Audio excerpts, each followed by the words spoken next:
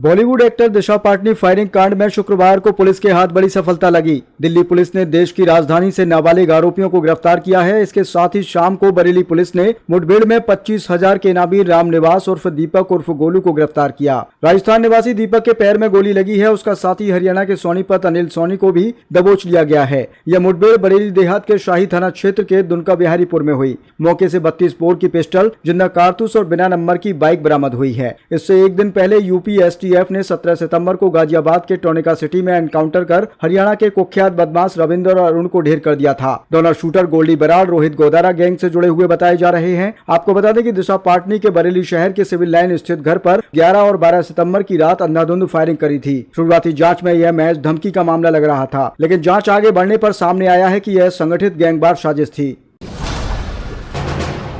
IMC प्रमुख का बड़ा बयान। इत्तेहाद मिल्लत काउंसिल आईएमसी के राष्ट्रीय अध्यक्ष मौलाना तौकीर रजा ने हिंदूवादी संगठनों पर गंभीर आरोप लगाए। कहा, हमने हर जुल्म बर्दाश्त किया, लेकिन अब अगर नबी की शान में गुस्ताखी हुई तो हम खामोश नहीं रहेंगे। सरकार कार्रवाई करे, वरना मुसलमान सड़क पर उतरने को मजबूर होंगे। उन्होंने अनिरुद्धाचार्य जी के बयान को भी सहमति जताई। फिलहाल प्रशासन या सरकार की प्रतिक्रिया नहीं आई।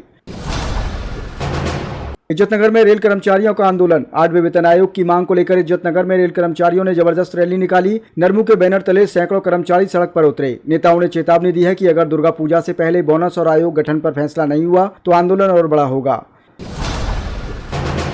पूर्व शिक्षा मंत्री मसूद अहमद का बड़ा हमला। राहुल गांधी को बनाया जा रहा निशाना। पूर्व शिक्षा मंत्री मसूद अहमद ने आरोप लगाया कि देश में वोट चोरी कर लोकतंत्र की हत्या हो रही है और राहुल गांधी को साजिशा निशाना बनाया जा रहा है। बरेली में कांग्रेस नेताओं संग बैठक में उन्होंने कहा, संवैधानिक संस्थाओं की साख कमजोर हो चुकी है। सुप्रीम कोर्ट तक पर दबाव डाला जा रहा है। उन्होंने युवाओं से लोकतंत्र बचाने के लिए सड़कों पर उतरने का आह्वान किया।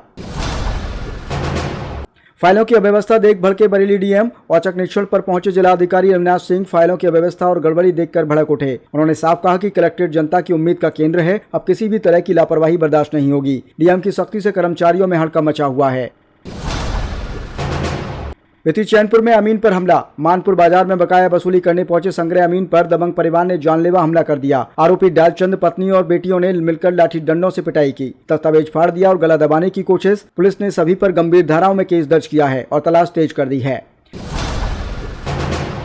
गाजियाबाद पर योगी आदित्यनाथ का बयान। सीएम योगी ने कहा कि कभी गैंगस्टरों की नगरी कहलाने वाला गाजियाबाद अब विकास की नगरी बन चुका है। शुक्रवार को विकसित भारत विकसित उत्तर प्रदेश कार्यक्रम में उन्होंने कहा कि भाजपा शासन में शहर की छवि पूरी तरह से बदल गई। साथ ही पूर्व सांसद रमेश चंद तोमर की किताब का विमोचन भी किया गया।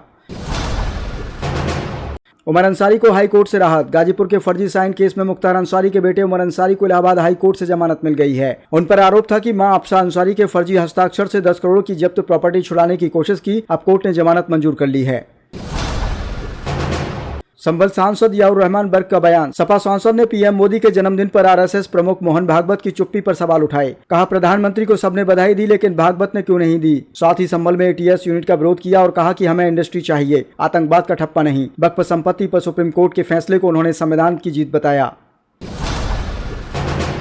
राहुल गांधी का चुनाव आयोग पर हमला। वोटर लिस्ट से नाम डिलीट करने के मुद्दे पर राहुल गांधी ने चुनाव आयोग को घेरा। कहा, चुनाव का चौकीदार जागता रहा, चोरी देखता रहा। कर्नाटक की एक सीट पर 6000 से ज्यादा वोट डिलीट होने का आरोप लगाया, जबकि चुनाव आयोग ने सफाई दी, बिना सुनवाई किसी का नाम नहीं हटाया जा सकता।